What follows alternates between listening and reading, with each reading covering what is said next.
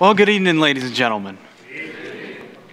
As you all know, my name is Blake Spangler. I pretty much grew up in this church, just in case you all were wondering. So tonight, I'm more speaking to friends than a congregation of faces, no matter how terrifying this might be. Let's see. That actually leads into my topic tonight, of fear. We've all come across fear in many different ways, like take, for instance, tonight. Not that you guys are scary or anything with all your smiling faces and just staring at me. No, but we all come across fear in many different forms. Honestly, I was nervous, I was afraid up until this point, but then I kept thinking and God kept reminding me, these are your friends, this is your family. But tonight I do want to talk a little bit about fear and the Christian's response to that. As Christians, we have a lot that's going on in our world that we're honestly afraid of. I only today heard about what happened in, is it Virginia? I had no idea that happened until today. And I can assure you my prayers are with the people there. But this is a crazy world we live in. We have a lot that we're afraid of. But that doesn't mean we're pushovers, does it? Right? Okay, we're not pushovers. I'm not a pushover. That's for sure. But I used to be. Whenever something I was afraid of would come up, I would usually, instead of standing my ground, I would turn and run. Take this, I'm not going to say challenge, take this opportunity. For instance, earlier this week, I had a packed schedule. I recently started a new job working at Witham Hospital serving food. They have you working from 10 in the morning until 8 at night. It's a fantastic job. I loved it, getting to see all the patients and talking with them a little bit. But I was afraid that I wouldn't be able to do this tonight. That I wouldn't be prepared enough, that my sermon notes wouldn't be good enough, that I wouldn't be good enough. We all face fears. And actually, I want to speak on not the fear itself. The fear can be any number of things. It can be speaking in front of people. It can be, I wrote some of these down. It can be not knowing if your next paycheck will cover your expenses. It can be whether that big test at school that's coming up. It can be something that's happened in your family that you don't know what's going to happen next. Fear has all kinds of forms, not just one or two, but thousands. It's unique to each individual here today. But the Christian has a response to that fear. Okay? Now, many of you have heard of the fight or flight response.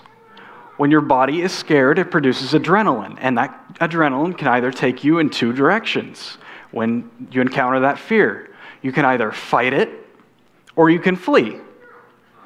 And apparently there's a third response called freeze, where you do nothing at all. You're paralyzed with fear, which is almost where I'm at today.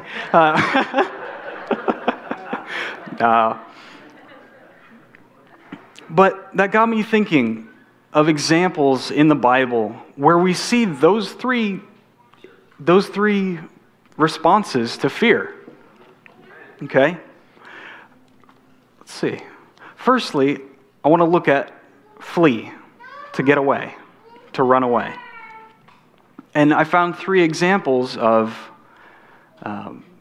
people in the Bible fleeing from their problems, from their stressors, from their fears. The first one I want to look at is Moses. Okay? Now, Moses, when you think of him, we typically think of him coming down from the mountain Mount Sinai, carrying the 2 stone tablets. But he wasn't always that way. In his youth, he killed an Egyptian slave driver. And what did he do? He ran. He fled. He ran away from his problems. He fled into the wilderness, but later God called him out. Called him back to Egypt to free his people. And that will come up when I talk about fighting. Secondly, think of our first ancestor, Adam. What did he do when he knew he had sinned? He fled. And today we are suffering the consequences of that. But we also need to remember that if I was in his place, I would have done the same thing. I'm human. You're human. We would have done the same thing. Maybe not in the same way, but same outcome. But he fled. He ran away from God. But we all know that you can't run from God. And thirdly, Jonah. Jonah did both. He ran away physically, and he tried to run away spiritually from God. But as we all know, that didn't work out. You can't run from God. You can't run from a calling that God has given you. God brought Jonah back to Nineveh using a fish. God brought Moses out of the wilderness to free his people, to set him up as a leader. And God brought Adam back up through sending his son, Jesus. He redeemed him. Next, I want to talk about freezing with fear, being seized by fear. Has that ever happened to anybody? Like, you sit down to take a test, and your mind instantly goes blank before you even filled in your name. That's happened to me before. It's kind of happening right now. I'm starting to seize up with fear.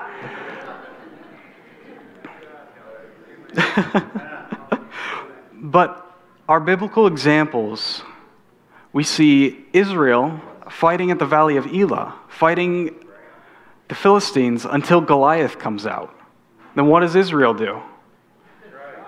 They freeze. Honestly, Saul doesn't go down there to do battle. They wait until a shepherd boy comes up to take a stand. And even then, they wait until after he's killed Goliath before any of the army advances. They were frozen with fear. I think about Balaam's donkey. You guys know that story, the story of Balaam? Well, the donkey saw an angel, but Balaam couldn't see it. So the donkey froze with fear, and Balaam kept beating the donkey to get it to move, but the donkey wouldn't move. And eventually, towards the end of the story, the donkey actually speaks to Balaam. It says, "Why have you been beating me? I've been trying to save your life. Look at this angel here." God opens his eyes, he sees the angel, and now he's frozen with fear. And then there's Peter in the New Testament. When Jesus called Peter to walk on the water with him, at first Peter was successful. He took a step or two, But then he saw the waves. He lost focus. And fear seized him in that moment. And he began to sink.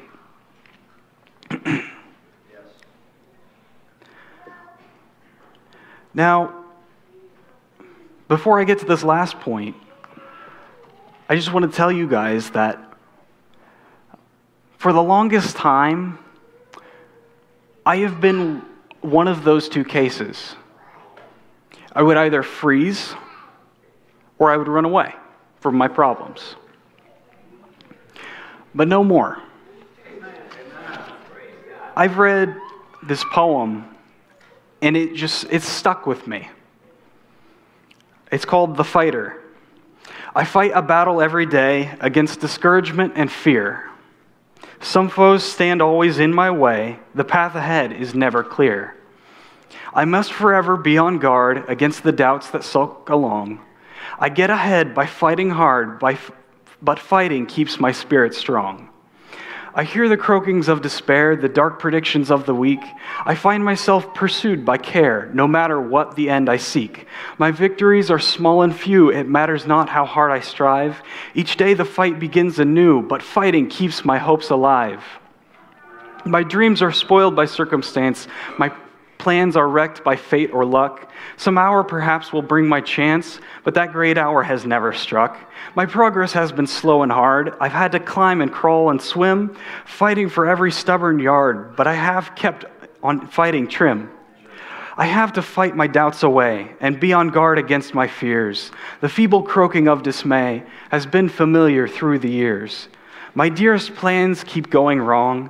Events combine to thwart my will, but fighting keeps my spirit strong, and I am undefeated still.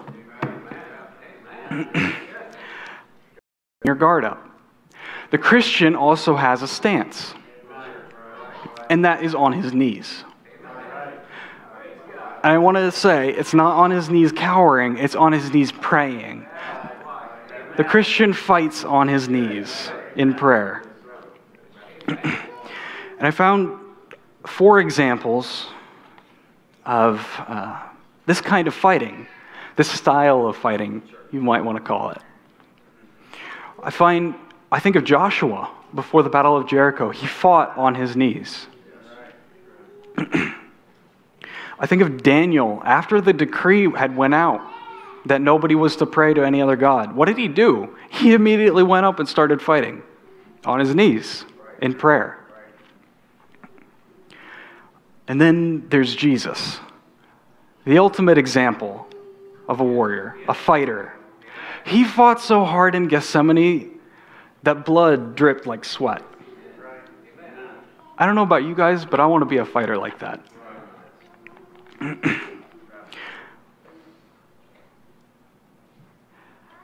Now, like Pastor Fry said, God has brought me here.